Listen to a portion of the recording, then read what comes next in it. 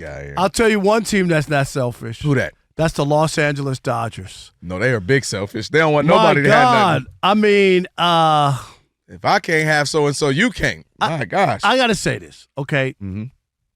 I get it. Like, Clayton Kershaw's contract came off the books, mm-hmm. so they have money to spend, okay, if you look at it. But they go out and sign Kyle Tucker, and they give him $60 million a year. More than Soto now. Okay, and think about this. He's a really good player. Mm-hmm. That's not even the issue.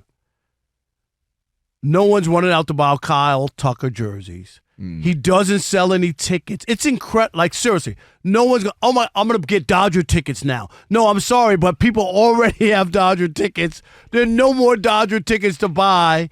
And I'm not, I understand, like, what they're doing. What people can't look at or have an issue with, which could change baseball in some way, is their payroll is now $450 million.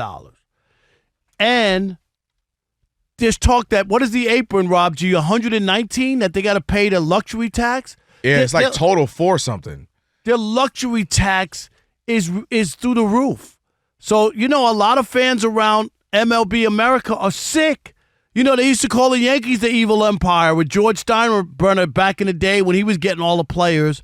The Dodgers have leapfrogged that. I mean, they really have over the last 3 years with the signings and the money and the deferments and all that. And then one of my friend Flodge, used to be my producer in Detroit, he hit me up. He's the biggest Tiger fan. Mm-hmm. He said, they got Kyle Tucker. If they take Tarek Skubal, I'm done with MLB. Because he was like, are they coming for now? You know what I mean? Yeah, if they were to get Tarek Skubal, people would freak. That would be the, don't you the think? one, because you mentioned Kyle Tucker is a good baseball player who you have to know. Right. Skubal's kind of like, even if you're not super baseball person, you know of him. And if nothing else, back-to-back Cy Young and winner. if nothing else, you know how important having a pitcher of that caliber is. At the you top just of your saw rotation. it. You got Ohtani, who wasn't even pitching, then turned into a really good pitcher. Yoshinobu Yamamoto, a very good pitcher. Thank you. Hand me some tissue. It's because of you. And then you mess around and got Blake Snell. Right. So if they were, to your point, would have messed around and get Skubal, it's like, all right, what are we doing then? Right. That would push is people Skeens over. next? You know what I mean? You'd feel like that. And then they got Skeens and That is just no. Seriously, listen. Even I would be like, all right, that's. But you know what? Be fair. One of the guys who works in the supermarket near my house, he's the biggest Dodger fan. Mm-hmm.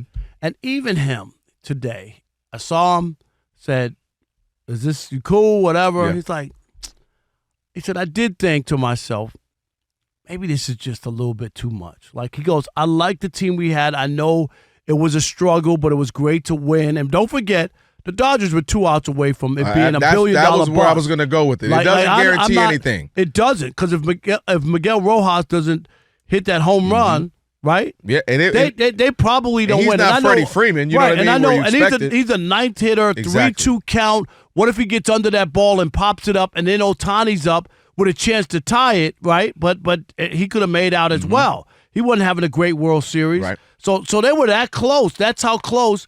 And you remember, got off to that Beatles start, 8-0, all that, and then they scuffled a lot of the season. Sure. Mookie scuffled, Freddie scuffled. They didn't hit that well. So there was a lot of up and down.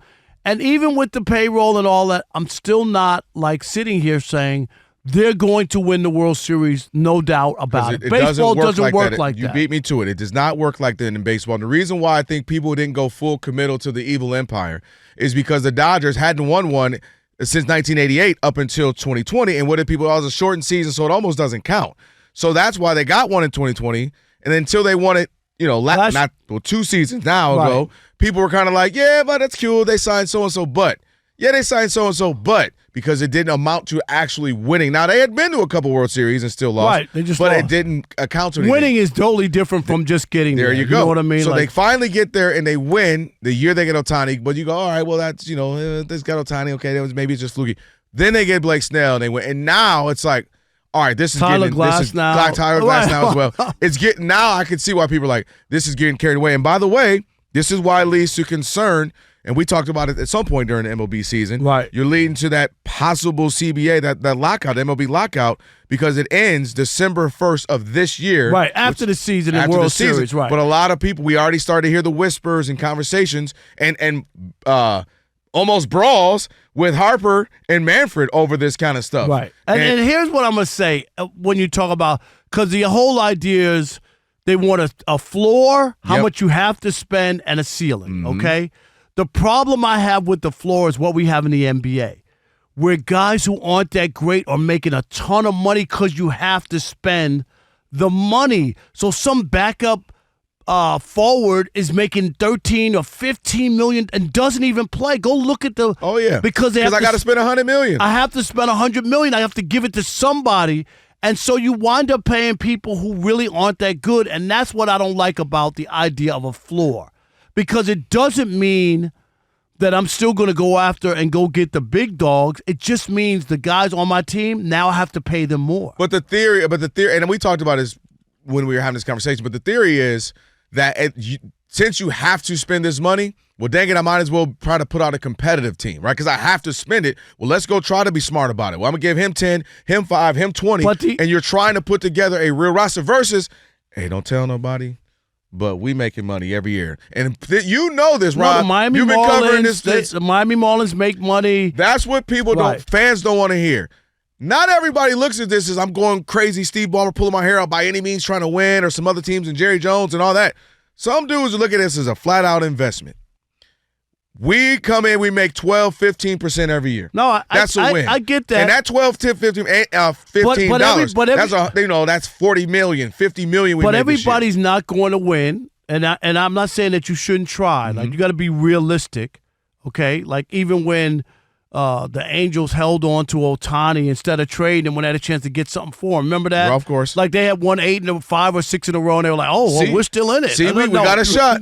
You're not in it, and you just blew it because you could have got something for Ohtani at that time. So that was bad. So I'm not like the sky is falling because they signed Kyle Tucker, and they added an outfielder. They needed one. They had the money because Kershaw retired. It's not like they got – I think if you got Skubal and Kyle Tucker, I think we'd have a totally different conversation. Look how crazy that is, though. You just said, hey, you might have to get the first or second best pitcher in all baseball. Then we have – dude, their team is insane. No, it is. But it ain't a guarantee. Teams with the highest payroll – the Mets had the higher payroll last year. Didn't even make the postseason. Didn't even make the playoffs. I'm with you. No, I'm with you. It ain't automatic. But I think this will be the final year. They mess around and win it again. Now they go from it's LA, it's cool, it's fun. I'm not really hating them. But now you're gonna have the owners are gonna be the one fighting. Well, it slowly happened when Hal Steinbrenner. Owners. When you ask Hal Steinbrenner of the Yankees, who have spent more money than anybody over the last 50 years, talking about, we can't compete with this. This is too much. I don't know why they're doing this. It's not fair. When you got that guy saying it, that lets me know other owners are having conversations for sure.